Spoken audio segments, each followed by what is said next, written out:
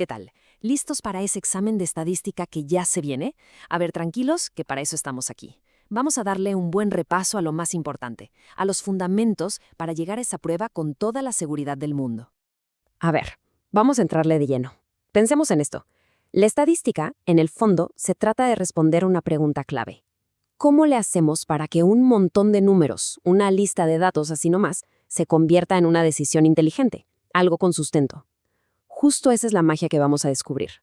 Miren, cualquier estudio estadístico, sea de lo que sea, sigue como una receta. Tiene 3 pasos súper claros. Primero, hay que planear y juntar toda la información. Luego, el segundo paso es organizar ese relajo para que se entienda algo.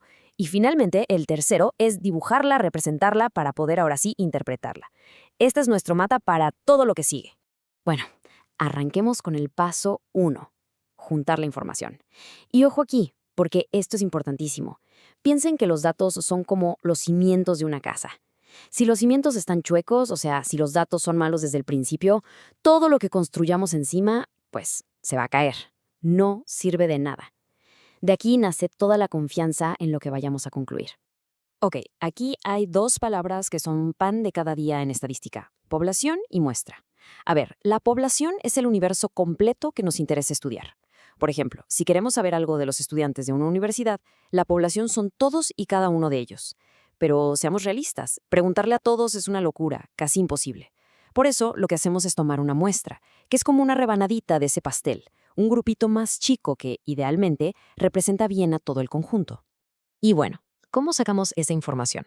Lo más común es con cuestionarios. Pero aquí nos topamos con una decisión bien importante. ¿Qué tipo de preguntas usar? Por un lado, están las preguntas abiertas, esas donde la gente puede echar todo el rollo que quiera. Te dan muchísima información, mucho detalle, pero, analizarlas es un dolor de cabeza. Por otro lado, están las cerradas, sí o no, opción A, B o C. Estas nos dan datos súper limpios, facilísimos de contar. Al final, ¿qué usamos? Depende de qué es lo que queremos averiguar. Perfecto. Ya tenemos las respuestas. Ahora imaginen que tenemos que meter esos datos en 2 cajas grandes, 2 familias principales. En una caja van los datos cualitativos, que son, pues, cualidades, cosas que no se miden con números, como el color favorito de alguien o su carrera. En la otra caja van los cuantitativos. Estos sí son puros números: la edad, cuánto mides, qué calificación sacaste. Y es súper importante saber distinguirlos porque no se analizan igual. Cada tipo de dato tiene sus propias herramientas. Listo, ya pasamos la primera etapa. Tenemos un montón de datos, pero así como están, en bruto, son un verdadero desorden. No nos dicen nada. Así que es momento de entrar al paso 2. Vamos a ponerle orden a este caos. Y la primera herramienta que vamos a usar para organizar es la más básica de todas, la frecuencia absoluta. No se asusten con el nombre, ¿eh? Significa simple y sencillamente contar. Así de fácil. Si le preguntamos a un grupo y 10 personas dicen que prefieren la opción A, bueno, pues la frecuencia absoluta de A es 10. Fin, no hay más ciencia. Ahora, contar está bien, pero un número solito como ese 10 no nos da mucho contexto. 10 de 20 o 10 de 1000 cambia todo. Por eso necesitamos a su hermana, la frecuencia relativa. Y es igual de fácil, de verdad. Lo único que hacemos es dividir esa frecuencia absoluta, nuestro conteo, entre el total de personas que respondieron. Y listo. De repente ese número se convierte en una proporción, en un porcentaje. Y eso sí que nos sirve para comparar y analizar de verdad.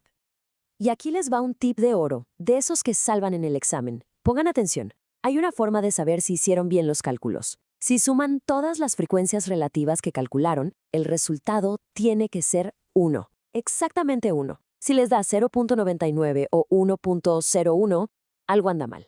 Es la señal para regresar y checar las cuentas. Es como un detector de errores integrado. A ver, para que quede más claro, veamos un ejemplo real. Imaginen que se le preguntó a 80 personas si alguna vez se han sentido discriminadas. Miren la tabla. Lo que hicimos fue justo lo que platicamos. Primero contamos cuántos dijeron no y cuántos dijeron sí. Esas son las frecuencias absolutas, 46 y 34. Después, para la frecuencia relativa, dividimos cada uno de esos números entre el total, o sea, entre 80. Y miren cómo esa tabla, de un plumazo, le pone orden al relajo de las 80 respuestas. Y aquí es donde se ve el poder de esto. Al tener la tabla así, ordenada, hay un dato que brinca inmediatamente. ¡Boom! 57.5%. ¿Qué es eso? Es la proporción de gente que dijo que no se ha sentido discriminada. Fíjense qué increíble. Pasamos de tener 80 respuestas sueltas que no nos decían mucho a una conclusión súper clara y potente. Muy bien, ya cumplimos 2 de las 3 misiones. Ya juntamos los datos y ya los pusimos en orden.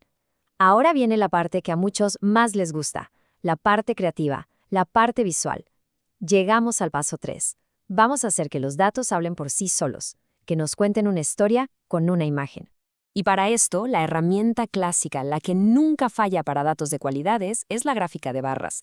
Su trabajo es súper simple, comparar cosas. Son perfectas para eso. Si preguntamos, ¿cuál es tu sabor de helado favorito? Con solo ver la gráfica de barras, la barra más alta nos grita cuál es el ganador.